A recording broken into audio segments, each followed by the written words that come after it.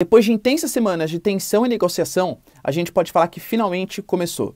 A Rússia, alegando que precisa proteger a população de maioria russa de Donbás, região de Lugansk e Donetsk, avançou suas tropas, vai realizar uma missão de paz, mandando ali exército, e o exército russo ele é imensamente mais poderoso que o exército ucraniano, para garantir a autonomia que já foi votada pelo parlamento russo e foi reconhecida pelo Putin. Lugansk e Donetsk hoje são regiões autônomas e precisam da proteção russa, segundo, claro, o julgamento da Rússia. Só que o discurso que o Putin fez ontem, ele foi muito forte contra a Ucrânia, até contra a existência da Ucrânia. Então o que significa essas tropas indo para lá? Vai parar no leste europeu? No leste ucraniano? Será que as regiões vão ficar independentes ou vão ser anexadas à Rússia? É uma coisa diferente. Será que vai avançar até Kiev? Será que vai avançar até próximo ali da porta da Polônia, da porta da OTAN? E se avançar, quais são as consequências? Se você quer entender, galera, isso, e muito mais do que está rolando também, não só no conflito ucraniano, mas de tudo, de geopolítica, atualidade, geografia, enfim, tudo para você se manter sempre bem atualizado, então já se inscreve no canal, deixa seu like e compartilha esse vídeo, que eu, professor Ricardo, conto muito com a sua ajuda, beleza? Curso completo, pessoal, de Geografia, Geopolítica e Atualidades para você interessado, concurseiro ou pré-vestibulando, link na descrição. As aulas de 2022 já começaram, sendo que, obviamente, a primeira aula dessa semana é uma aula do conflito, todo o histórico ali, quase uma hora de aula, só para falando dessa questão entre Ucrânia e Rússia, tá? Então, semanalmente, novas aulas vão sendo adicionadas e resumos mensais também, recomendo, beleza? Além do curso completo de Geografia, claro. Então, vamos lá para o vídeo, galera. É o seguinte, ó. Como eu falei para vocês, a Rússia ontem reconheceu o Putin numa declaração que durou quase uma hora no pronunciamento oficial. Para a população mesmo, né, uma reunião ali de emergência, reconheceu que como a Ucrânia estava atacando posições de Lugansk e Donetsk que se autodeclararam independentes, então a Rússia reconheceu a autonomia desses povos e achava que era por bem também mandar tropas para garantir, para fazer uma força de paz. Isso aconteceu no finalzinho do dia de ontem, aqui para o Brasil, claro, né? Para a Rússia o horário mais adiantado, era o horário também, obviamente, mais adiantado. A grande questão que se coloca agora é, essas tropas de paz que vão chegar ali na região do leste ucraniano, qual vai ser a grande intenção delas? O que essas tropas de paz elas vão fazer? Elas vão garantir que Lugansk e Donetsk sejam regiões autônomas, mas não pertencentes à Rússia. É diferente da Crimeia, por exemplo. A Crimeia, em 2014, quando foi reanexada, pertence ao território russo. Então vão ser independentes? Ou vão ser reanexadas ao território russo? Porque são pontos diferentes. Pois se a Rússia, por exemplo, garantir que são regiões autônomas, a Ucrânia tem mais força para, no futuro, por exemplo, querer reconquistar aquelas áreas. Agora, se a Rússia dominar territorialmente, a Ucrânia, convenhamos, não tem força para fazer frente ao exército russo. De novo, vou colocar alguns números para vocês, mas a diferença é gritante no poderio bélico-militar de Ucrânia e Rússia. Caso a Ucrânia fizesse parte da OTAN e contasse também com o apoio da OTAN e do exército americano, aí o papo seria diferente, claro. Mas a Ucrânia, faço questão de ressaltar, não é membro da OTAN. E os Estados Unidos fez questão de não mandar tropas durante todo esse momento, mandou dinheiro, armas, tal, até um certo apoio logístico, mas não mandou tropas por quê? Porque sabe que se rebeldes russos atacassem um soldado americano, aí sim os Estados Unidos teria que entrar no conflito, uma terceira guerra mundial. Por causa da Ucrânia, galera, nada contra a Ucrânia, mas né, não é uma posição tão importante assim para o mundo ocidental. E com o discurso que o Putin fez de não reconhecimento da Ucrânia, inclusive utilizou dados históricos. A Ucrânia nem existe, a Ucrânia é uma invenção da União Soviética. Muito possivelmente, talvez vai querer se anexar, por exemplo, até Kiev. Kiev fica mais ou menos ali próximo do meio da Ucrânia.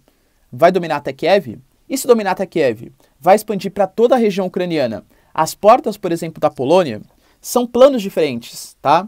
Porque imagina o seguinte, se de fato essa anexação acontecer, até o final ali da Ucrânia, próximo da porta, da fronteira com a Polônia, eu estou falando para vocês de um país de dezenas de milhões de pessoas, com cidades grandes, cidades importantes. Cara, recentemente, há várias mostras, né, que dominar militarmente um país não é tão fácil assim. Visto o que aconteceu, por exemplo, no Afeganistão, visto o que aconteceu na Síria, visto o que aconteceu no Iraque, né, obviamente a distância geográfica é muito maior, de Estados Unidos, Iraque, Estados Unidos e Afeganistão. Rússia e Ucrânia são vizinhos, isso facilita a logística do exército russo. Mas mesmo assim, eu estou falando para vocês, por exemplo, de uma população que desde a Guerra Civil Ucraniana de 2013, finalzinho de 2013, início de 2014, tem uma certa ojeriza à Rússia, principalmente de Kiev para a esquerda, né, de Kiev mais próximo da Polônia, que é uma ocidentalização, votou no Volodymyr Zelensky, presidente ucraniano, justamente por acreditar que uma integração na Europeia seria mais fácil. Então, assim, se a Rússia dominar de fato a Ucrânia como um todo, muito possivelmente guerrilhas urbanas, ataques ao exército russo, não vai ser um domínio fácil da Rússia. Do ponto de vista geopolítico, seria muito importante para mostrar força para o mundo ocidental. Lembrando que a Rússia, na década de 90, deixou quase todo o leste europeu se anexar ou à OTAN ou à União Europeia. Letônia, Lituânia, Estônia, Romênia, Bulgária, Polônia, Hungria, né, enfim, são todos membros hoje da União Europeia, mas a Rússia hoje, obviamente, não tem esse papel. Tanto que essa tensão começou quando a Ucrânia começou a querer entrar para a OTAN mais recentemente. Colocou ali 100 mil tropas na área de fronteira com a Rússia e com a Ucrânia, 30 mil tropas na região de Belarus, ou seja, a situação não é tão fácil assim, tá? Então a gente tem que ver qual vai ser o posicionamento da Rússia. A Rússia, inclusive, alegou, né, agora pela manhã, que aceita negociar com a ONU. Só que seja muito claro que, aparentemente, quem não aceita negociar nesse momento são os países ocidentais, porque consideram que o que a Rússia fez foi uma violação do Acordo de Minsk. O Acordo de Minsk, basicamente, ele garantia, depois do que aconteceu na Crimeia, que a Rússia manteria a integridade territorial ucraniana, só que a Ucrânia também daria autonomia para a região de Donbass, que não foi o que aconteceu. A Ucrânia não promoveu uma nova constituição, a Ucrânia não deu mais autonomia para aqueles povos, e também a Rússia apoiou sempre os movimentos separatistas locais, agora reconheceu Donetsk e Lugansk como regiões independentes, então na prática o Acordo de Minsk ele nunca serviu para nada, né? Quando a Rússia fala que ela não vai deixar ocorrer um banho de sangue em Donbass e por isso mandou essa missão de paz, está falando, por exemplo, que a Ucrânia nos últimos dias mandou forças, atacou posições em Donbass e Lugansk, em Donetsk e Lugansk, que estavam pedindo por uma independência. Só que aí são duas narrativas novamente, né? O momento da pós-verdade. A Ucrânia alega que só estava respondendo aos ataques dos separatistas de Lugansk e Donetsk, e que inclusive vários desses ataques foram bandeiras falsas, coisas que a Rússia, coordenado com os separatistas, atacaram para justificar uma intervenção russa, enquanto a Rússia, na verdade, fala que o Volodymyr Zelensky faz questão de querer atacar as minorias, aliás, as maiorias russas ali na região do leste ucraniano. Então a gente tem que ver qual vai ser a resposta da Rússia. Estados Unidos já anunciou sanções econômicas contra Lugansk e Donetsk, vai sufocar economicamente aqueles territórios. Muito possivelmente, pessoal, a gente já teve declarações bastante duras do Reino Unido, declarações bastante duras da França.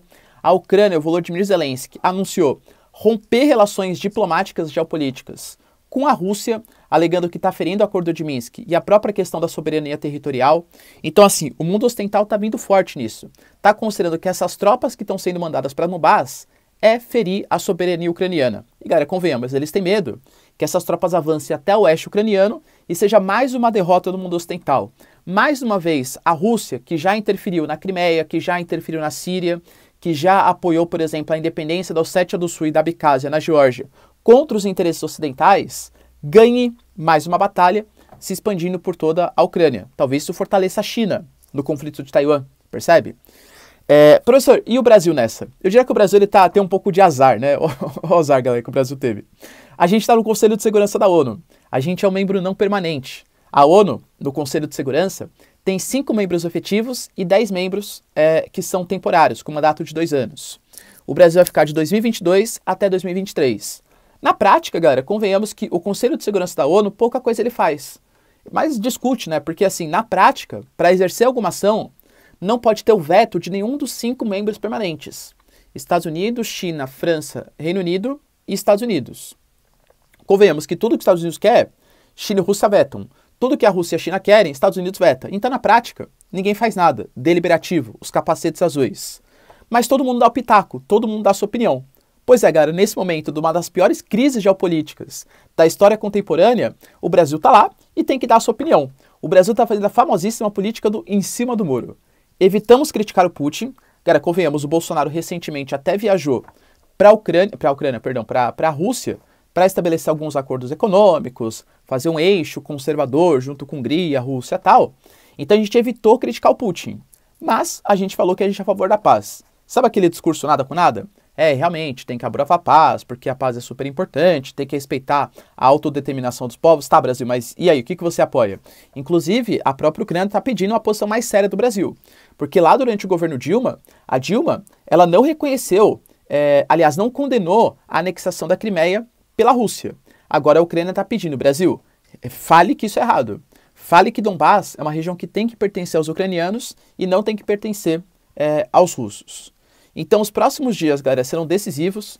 Muito possivelmente, tinha uma reunião que estava marcada para quinta-feira entre o Antony Blinken e o Sergei Lavrov, né, que é como se fossem os ministros das relações exteriores. O Lavrov, né, da Rússia e dos Estados Unidos. Só que essa reunião só ia acontecer se a Rússia não violasse o espaço ucraniano, que é o que o mundo ocidental considera que a Rússia está fazendo, mandando tropas de paz para a região de Donbás. Então não sabe se essa reunião vai de fato acontecer. Uma série de países já estão considerando aplicar sanções contra a Rússia e contra também a região de Donetsk para sufocar Donbás, né, para sufocar aquelas áreas. Mas enfim, galera, a gente vai ver quais vão ser as consequências nos próximos dias. Acredito que a Rússia não vai se afetar muito por sanções. Teve a questão da Crimeia, também sofreu sanções, foi expulsa do G8, dane-se. Cara, a Rússia, ela sabe que economicamente essas medidas fazem mal a curto prazo.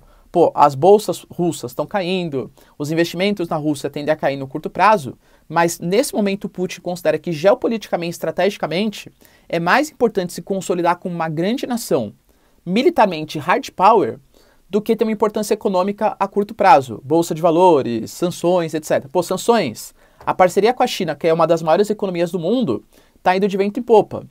A América Latina está se aproximando do eixo China e Rússia. A Argentina fez uma visita, o Equador, por exemplo, também está se aproximando. O Brasil, querendo ou não, galera, também se aproximou. Tem a Venezuela, tem Cuba, que não são economias muito fortes. Mas é um princípio de aproximação. Então penso que assim, por mais que vá sofrer, a Rússia sabe que as sanções não vão ser definitivas. Como que a França e a Alemanha vão aplicar sanções? Vai parar de comprar gás da Rússia? Duvido, né? Duvido conseguir aplicar sanções à Rússia e em pleno inverno europeu parar de importar gás dos russos. Então vai ficar uma sanção meio capenga dos Estados Unidos, de poucos países, enfim, né? Então é difícil fazer essas sanções e a gente tem que ver qual vai ser a postura da Rússia daqui para frente. Beleza, pessoal? Deu para entender quais são as consequências geopolíticas e as causas dessa invasão ou dessa ocupação de paz na região do leste ucraniano? Se vocês entenderem então, já deixa o like, se inscreve no canal. Tamo junto, beijos, abraços e